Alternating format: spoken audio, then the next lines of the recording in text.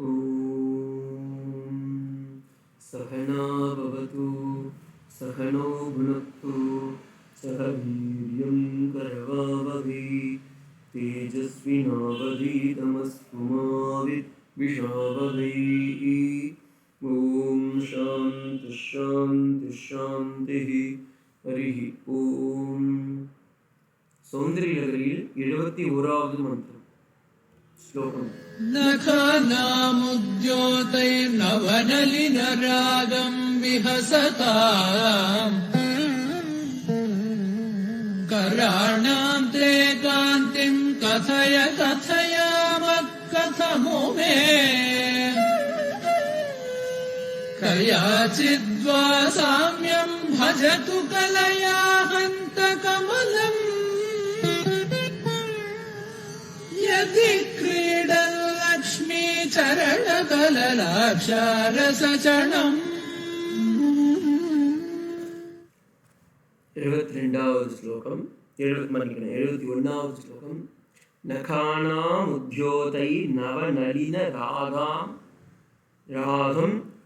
விஹசதாம் கராணாம் தே காந்திம் கதய கதயாம கதமுமே கயாசித் த்வா சாம்யம் பஜது கலயா ஹந்த கமலம் யதி க்ரீடன் லக்ஷ்மீ சரண தவ லாக்ஷாரச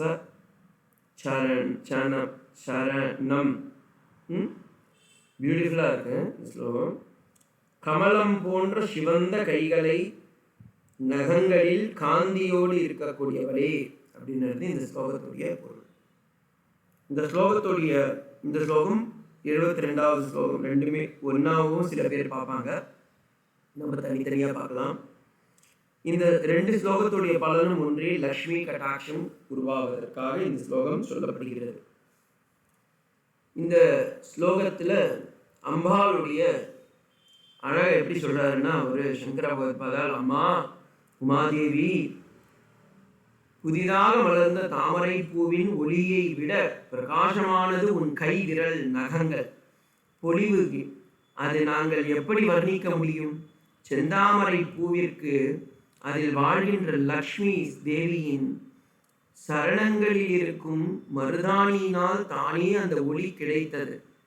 அந்த பிரகாசமானது உன் கைகளில் அழகில் ஏதோ ஒரு சாயல் போல் காகும் என்று சொல்கின்றார். நம்ம இப்ப ஒவ்வொரு வார்த்தையா பார்க்கலாம். உமே அந்த வார்த்தையை எடுத்துக்கோங்க. நகானாம் உத்யோதை நவநளின ராகாம் ஹிமகராம். இந்த உமே எங்க இருக்கு? கராணாம் தேகாந்தி கதைய கதையாமே கதம் உமே. இந்த உமேன்னு இருக்குல்ல, அதுதான் உமேன்னு இருக்கு. ஹே உமே, உமா ஹைமவதி அப்படி எடுத்துக்கணும். ஹே உமே நகானாம் உத்யோதைஹி, நகங்களின் ஒளிகளால் நவநளின ராகம் விகசதாம், அடர்ந்த தாமரையின் சிவப்பை கேலி செய்கின்றதாக உன்னுடைய இருக்கின்றதாமா. அம்பாளுடைய அழகு கைகள் அப்படியே அந்த தாமரை போல, அந்த கைகள் தாமரை வெக்கி தலை குனியுமாம். தேக கராணாம் காந்திம், உன் கைகளில் உள்ள அழகு அந்த சிவப்பு நிறமானது செந்தாமரை பூ தலை குனிந்து விடும். கதயம் கதையாம, எவ்வாறு விளங்குமோ?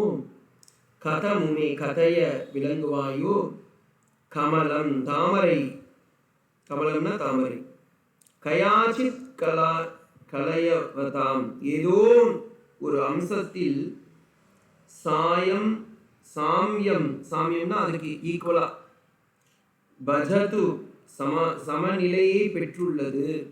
எதி கிரீடன் லக்ஷ்மி சரண தல லாக்ஷாரசனம், விளையாடுகின்ற லக்ஷ்மியின் சரணங்களில் பூசப்பட்டு இருக்கக்கூடிய செம்பஞ்சு குழம்பின், அதாவது செம்பஞ்சு குழம்புனா நம்ம எப்படி புரிஞ்சுக்கணும்னா, அம்பாள் மகாலட்சுமியுடைய கைகளில் மருதாணி பூசப்பட்டுள்ளது.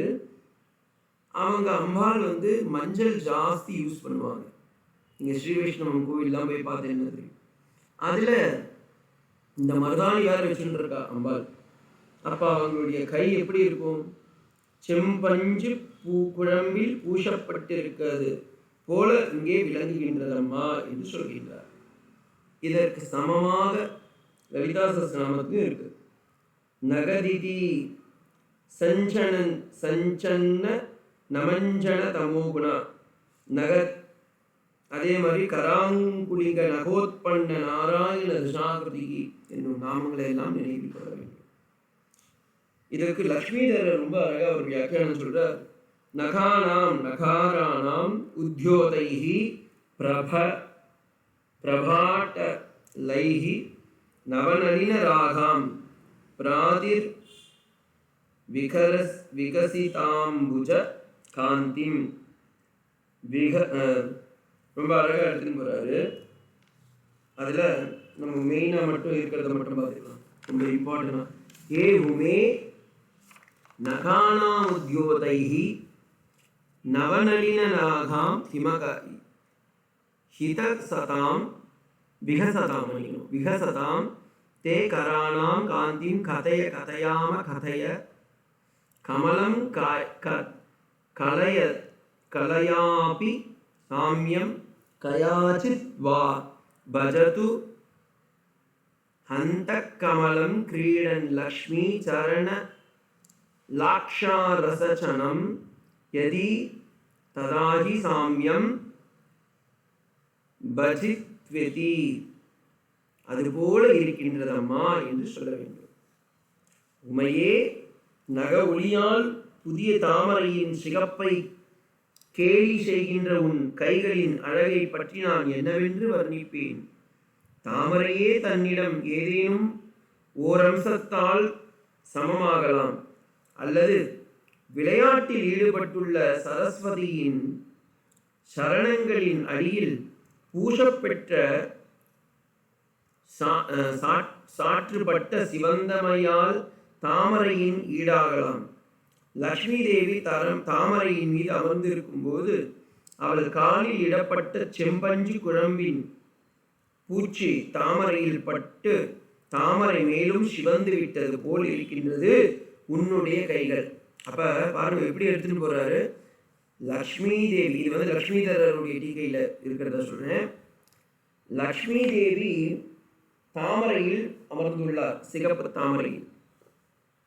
அவள் காலில் பட்டும் கைகளிலும் பட்டும் அந்த தாமரை இன்னும் சிவந்து விட்டது. அந்த தாமரை எப்படி சிவந்திருக்குமோ அதுபோல அம்பாளே உன்னுடைய கைகளில் இருக்கக்கூடிய அந்த ஹஸ்தம், வரதம் கொடுக்கக்கூடிய அந்த கைகள், அதுவும் சிவந்திருக்கின்றது. இதனால் தாமரையை உன்னிடம் உவமைப்படுத்தலாம் என்று சொல்கின்றார். இது ஒன்று. இதோடைய யந்திரம் இங்கே தரப்பட்டுள்ளது. இதில் மந்திரங்களும் உண்டு.